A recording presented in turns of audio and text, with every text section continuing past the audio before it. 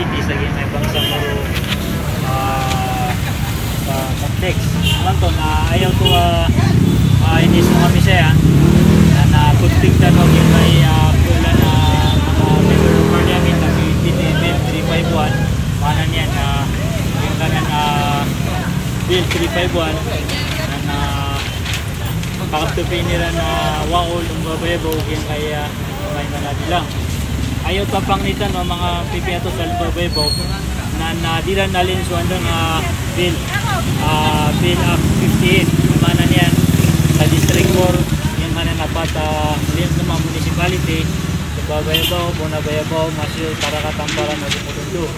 Yun po ang apila namin sa mga honorable member of the parliament na sana po ang aming bayan ng babayabo ay wag nyo ilipat o itapon sa ibang distrito katulad ng munisipyo ng Wao.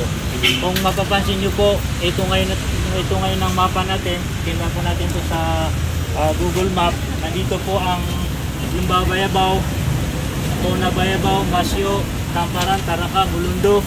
Ito po yung District 4 na nasa loob ng BTA Bill 58. Tapos ngayon, gagawin yung ang Lumbabayabaw ay ililipat niyo po sa bayan ng Bambaran at saka Wao. Malayo.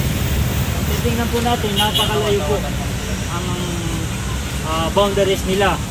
Ang Lumbabayabaw, kung pupunta ka ng Wao, dito ka pa dadaan sa 5 munisipyo. Lumbabayabaw, Tamparan, Taraka, Bulundo at saka Maging. Malayo po masyado. Napakalayo rin naman. Noong 2022 po, ang iniling po namin sa parliament ay magkaisa po ang Lumbabayabaw, Maging, Bambaran at saka Wao. Kasi isang bayan po yan. Pero nabigo kami dahil hindi nila pinagbigyan ng hiling namin na Maging at saka Lumbabayabaw.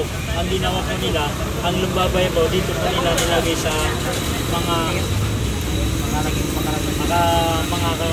malalapit na bayan. So which is very acceptable po kasi isa lang yung bayan namin. Ngayon, gumawa naman sila ng bagong batas na 351 kung saan ang Lumbabayabaw tatapon nila sa malalayong bayan po. So yan po ay hindi po katanggap-tanggap yan. Kaya po bilang isang taga Lumbabayabaw, graduated municipal councilor po ako, Anwar Galo Lamping, nanawagan po ako sa mga mahal natin na mga member of parliament ay sana po wag nila po aprobahan ng BTA Bill 351 dahil hindi po kami papayag ng mga taga-Lumbabayabaw. Ayan po ang isang panawagan po namin.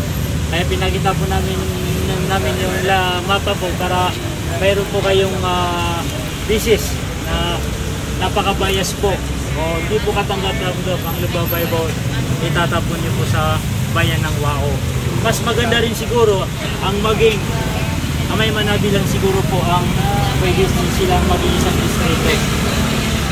So yun po ang aming panawagan. Kami po ay mapila sa mga member of parliament.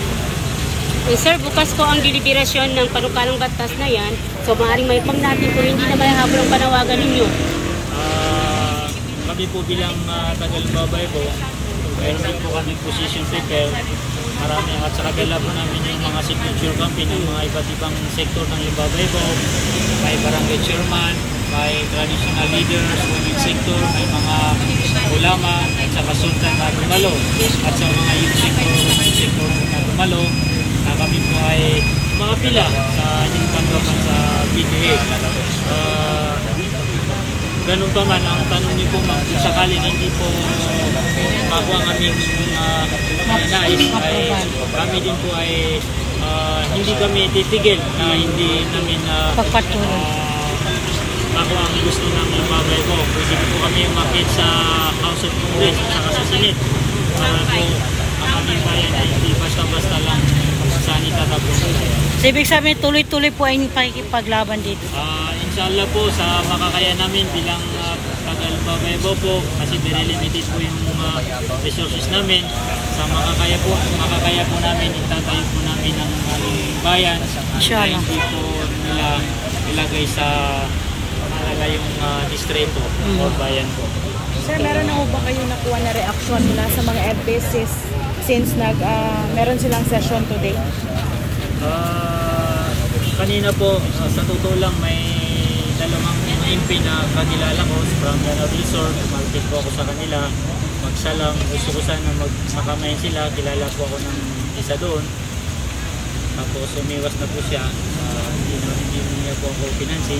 Nagkamay lang. Tapos umiwas na po sa akin. So ngayon, itong position paper na po namin, ipareceive po namin sa media